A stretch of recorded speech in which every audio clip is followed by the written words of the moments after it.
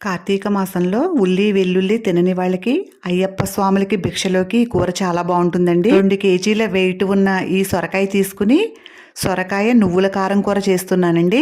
ముక్కలుగా కోసుకుని ఈ సొరకాయని పైనున్న తొక్క లోపలున్న గుజ్జు గింజలు తీసేసి శుభ్రంగా కడిగి చిన్నగా ముక్కలు కట్ చేసి పెట్టుకోవాలి.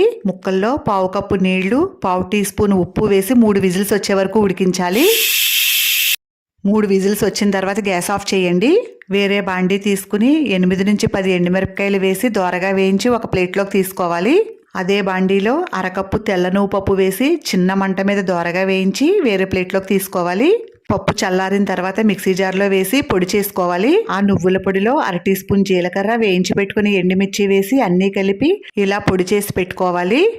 ప్రెషర్ పోయిన తర్వాత కుక్కర్ మూత తీసి చూస్తే ముక్కలన్నీ చక్కగా ఉడికిపోయి ఉంటాయండి. ఈ ముక్కలన్నీ ఒక చిల్లి గిన్నెలో వేయాలి. వాటర్ అంతా పోయిన తర్వాత ముక్కలన్నీ గట్టిగా పిండేసి వేరే ప్లేట్లో పెట్టుకోవాలి. గ్యాస్ వెలిగించి బాండీ పెట్టి ఒక 5 టేబుల్ స్పూన్ల ఆయిల్ వేయండి. ఆయిల్ వేడిగా అయిన తర్వాత మినపప్పు, శనగపప్పు, జీలకర్ర, ఆవాలు, ఎండుమిర్చి వేసి దోరగా వేయించి అలాగే కాస్త కరివేపాకు కూడా వేసి వేపండి.